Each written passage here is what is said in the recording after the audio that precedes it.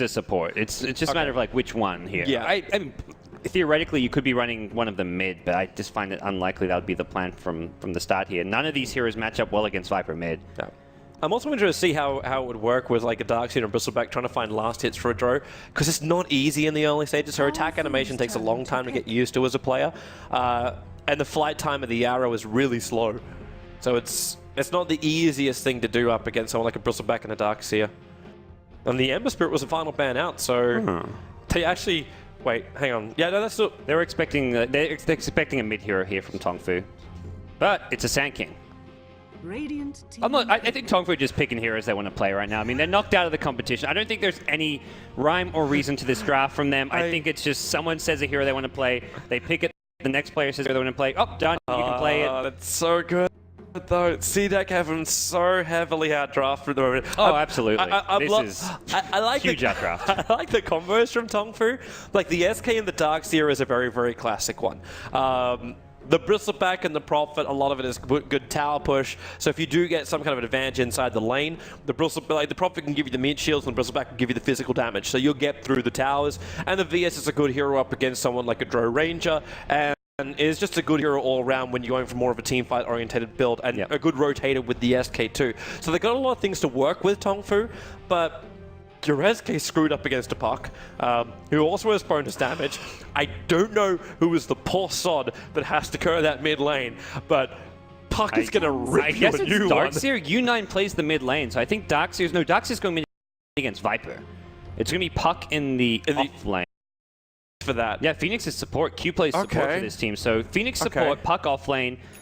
Assuming they don't mix things up, which it looks like could be the case. Maybe you see like a Dro mid. You could, I mean, all kinds of things is possible. But I like the Sand King pick against Dro. I think it's one of the better supports as far as just getting on the Dro, trying to punish a fairly squishy hero and get rid of the marksmanship bonus. But looks like Aggressive may actually be going mid on the Dro Ranger. We have a Boots first, Nature's Prophet. Look at him just... He's ganking. He's pumping those legs. Yep. But he's got to gank directly after. Like, all he could really do at this point is pull the wave.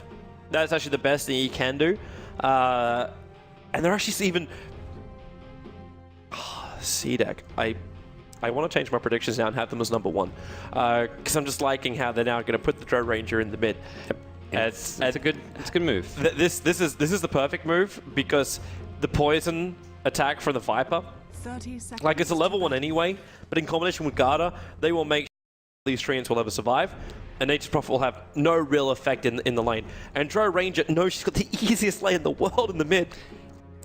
They're just trading farm. Because they can't kill her. Yeah. And if you're trading farm with a Dro, it's the easiest lane in the world for her. And the nice thing about having a Dro solo mid is that you're getting that fast marksmanship and a lot of bonus damage for all 4 ranged heroes elsewhere on the map. Well, I guess all 5 if you're including the Dro herself. So the fast level 6 is going to be very nice as Aggressive. Easy last hit. The first of the game. Give him an extra 30 points of experience to get him to level 2. All right, well. Let's get him to level 6. Let's go. Brings out some more Tengus, which he's going to need against the Iron Shell. And last thing under the tower, you're going to have to tank a bit of damage, I imagine. So yeah, it's still not the funnest lane for a Dro. Like just versing a Darkseer, like versing Iron Shell mid, even if you're a ranged hero, is not fun. You end up under the tower, taking a lot of damage, and just having to last hit and compete with the tower, which is never easy to get perfect. Fire Strike on Phoenix. He does have Icarus Dive available, so getting this kill should not be possible. In fact, he will jump away. And LPC, with that orb attack, you could join up to this one. He's going to find the first blood. Well played. That's really nicely played. That was nice. He waited to make sure the orb hit before he completed the jaunt in, and yep. With that's the Dro bonus damage. That's not a kill without the precision aura. It was also the position where he moved to, like where he exactly jaunted to. He could completely see down this little narrow path here. The positioning was perfect from XD. Every lane looking good here for CDEC. The mid lane going to be a pretty even matchup, but the other 2 lanes very CDEC favored now, especially with the first blood. I'm actually kind of surprised. Wait, hang on. How many? He's gone stats. Yeah. He's gone double stats. This is what I'm talking about. This is the build. Is he bringing out a Wraith Band? Oh, he's bringing out boots. What are you doing? Get boots. Yeah, come on. Just double Wraith Band. That's what you do when you're doing this build. I think he's more worried though that Darkseer is going to search after him with the level 2 Iron Shell, because level 2 Iron Shell is still a problem for the Dro Ranger, and outrunning a creep is also difficult because you get 315 movement speed now to the 325 of the creep. So you can keep a distance from the Iron Shell. He's already 10-1 in this mid lane. So you got a Dro who's getting farm and getting solo experience. No, this is the safe build to get the boots. You may as well be able to keep away from the Iron Shell. So yeah. We'll see if Tomb Rune come up. Bounty Rune for the Sang. but He's got Burrow Strike, but this is where the boots pick up is maybe going to save Aggressive's life.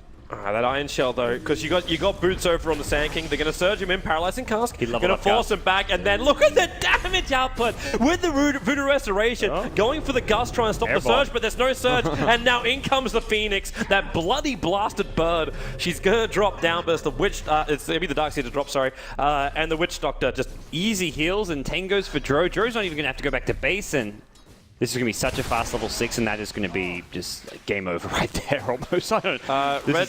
Okay, no, there's not enough. I actually thought the Viper had a level 2 up in Poison, but he put the 2 points up in defensive in defense in Corrosive Skin. Okay, so fairly tanky, I guess. Just wants to be able to have that strong kind of early to mid game push. Go for the fast mech for the team probably. But across the board, this is just looking really scary for TongFu. Their lanes have fallen apart now with that mid happenings, as well as this Puck at top getting first blood. Almost has completed phase boots with the upgraded magic wand as well. It's going to get worse. Aggressive's actually missing a couple of last hits now onto the tower, but he's hitting level 5 now. He got 1 point up in Gust, 1 point up in the Aura. What's he doing with the 5th point? The Gust was only because he was getting tower dived as well. Yeah. He wasn't going to go for that. He saved the skill point and said, okay, this is looking ugly for me. I'm going to Gust the Sand King / Darkseer away. Okay. Are you ready for your first math check? Okay. You've got a grand total of 60 points of damage being added to CDEC's lineup, and they're about to use it on top. Puck, though, in trouble. Phase shift. He didn't orb himself away. Gets the silence, but he will die. Did the damage. Maybe not enough required, as Nicholas Dive has to be used to run away. They did see the Sand King inside the Sandstorm because the Sentry Ward, but there's no point attacking in for that with Phoenix, because then he just reveals the in trouble. there. He's got no boots. Red just right-clicks him down here. He's got no Sprout, though. And there's still some... Surge. Okay, yeah, there's 5 heroes up here to kill off the Phoenix, though. Yeah, but they'll get him. they get him, but there's 5 heroes. No, it's hardly worth it. I guess you get 2 kills for 5-man rotation and Puck. He doesn't have the damage. He's not using the level 1 Rift. He doesn't want to take that risk either. And they're going to surge in the SK. And this is now CDEC where they had a good advantage and they're throwing it away. Puck, he had 1 charge. And now this time you'll get the combo right. Phoenix jumping up. Where are these spirits? It doesn't connect on LPC. Very close. That probably would be a kill. Level 1 Spirit doesn't do very much damage, but I think it would have been just... It would have been enough, but he's on 42 and walking away. It doesn't... It's only does 40 damage, and that's before reduction, so... Fire Spirit level 1 does nothing. 10 damage per second, so... It's actually... It used to do like 30 damage per second at level 1 when this hero was OP, but... He's received a few nerfs, but... Well, I'm happy for the change. So Dro hits level 6. This is where things get really nasty. It's now plus 22 damage across the board. And yeah, TongFu are going to have to be very careful. Red's going to be so careful here. The creep wave's going to come in for the tower, but that's a Viper Strike Shiki on bot lane. If he walks too close, he just have to instantly TP back out, but when you got a Witch Doctor right behind him, you can't guarantee that. They're jumping up over on top of Kabu. He's got no mana left. Okay, yeah, he does. He just munched on the mango, but he's still gonna die. And they're trying to defend bottom lane with the Sand King sandstorming it up, but this is a dead tower regardless, and that's a ambitious Sprout. Yep. TP's rotating in as well. That's a level 1 Sandstorm too. He can't stay in here for too long. He's just going to corrosive him down. Yeah, actually, Sand King's taking more damage because the Voodoo Restoration from Garda. He's going to Burrow Strike out. Paralyzing Cast is available, actually stopping any kind of follow-up. The Viper still so low. He gets the kill. The Restoration's there. A body block from Garda will keep him back. In fact, he turns around on top of Red. He's got enough damage, I think. Yes, he doesn't. The attack speed wasn't there. Oh, the DPS Witch Doctor's like, where's my 2 agi buff Ice Frog? I'm actually just saying if Aggressive didn't buy this Morbid Mask and had the triple Wraith Band build, he would have had enough damage to get the kill. He wants to be able to solo roach though. What he wants to be able to do is just leave that mid lane and then let Witch Doctor move in there for a bit and soak up some experience. Because Aggressive with the Mask of Madness is going to be fine. Bottom lane. Oh, Phoenix. Dro coming to play. Now we're talking. All right, Dro everybody's a carry in this game, I guess. I really wish we could actually just have like a counter Like, I don't know if production quality can do that, where we just have like this permanent counter on the side, and it just calculates like the bonuses. Like, all it's got to do is just time this small little icon Precision Aura by 5. That's it. And it's currently 34 plus like times by 5. This is a dream call on Mip. There's no way to run away from Darkseid. Actually, no, he does, but he's going to die. He'll actually die from coil break. Yep. Nice play. Didn't need to use the call as early as he did, maybe, but hey, gets the kill, so. I think at this point, CDEC are just having like fun. Like that's really what this is coming down to. You've got the dream draft. Like, I actually don't think you could have got a better draft than this. And all you gotta do is just keep winning. Okay, well, they're gonna start taking. This is before they start taking towers. They took the one at bottom lane, but you're gonna find yourself bringing down tower after tower very quickly. Also, just the ability to take Roshan with ease. Dro, just the Morbid Mask for now with Treads and double Wraith Band, but you can easily Roshan even with just this. You know what this reminds me of? This reminds me of a game that we actually cast together at a LAN final. At SMM? It was at SMM, back when it was Dota 1? It was Dota 1 and it was the Warcraft 3 Dro, because we have a phase boot puck on the field. And this is what they did. Actually, like, it wasn't obviously like it wasn't with the Phoenix back then, but it was this off-lane puck that just destroyed everything because he had more damage than God. And just went after kill after kill after kill. So these kind of moments, he can actually break the SK out. He's got Dream Call in 6 seconds, so may as well wait for it. I think he wants backup because he'll get stunned and then SK probably lives on his own, but now the Dream Call, maybe that's not the case. There we go. Phoenix comes in, wants to guarantee the kill with the extra bonus damage, misses the orb, unfortunately, but you can avoid one of those, but... They got trouble for Viper, turns around, U9 is really, really low, however, and Witch Doctor coming in with the Restoration, Paralyzing Cask. He does have enough damage to kill off the Darkseer, but he's going to lose his own life here, unless he's going to go directly into Death Ward, which he's going to! Garda! 1, 2, 3! All on the bottom lane. There were only 2 isolated heroes, and he had the Death Ward. He had to pop his 1 charge to just have enough mana to do what he did.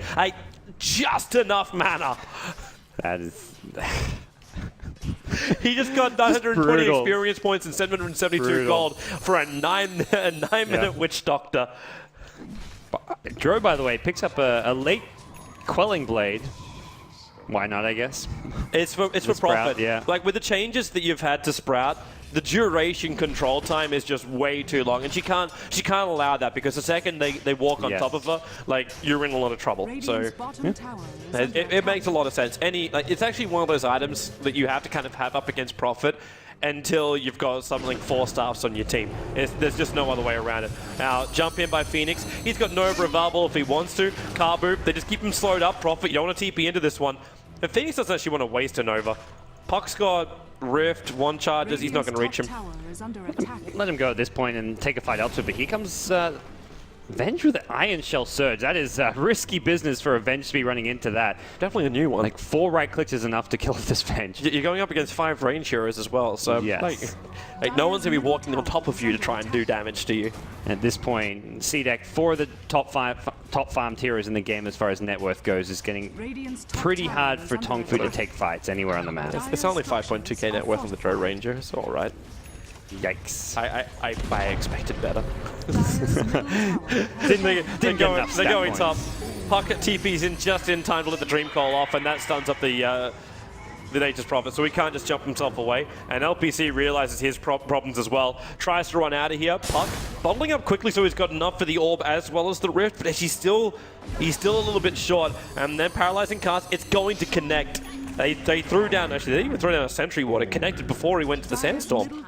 I mean, after he went to the Sandstorm. How much is that Fate time for SK? I thought it was now instant. Does Cast hit through Invis? No. Okay. Well, not that I believe. Mechanics isn't really my strongest suit, but Wait,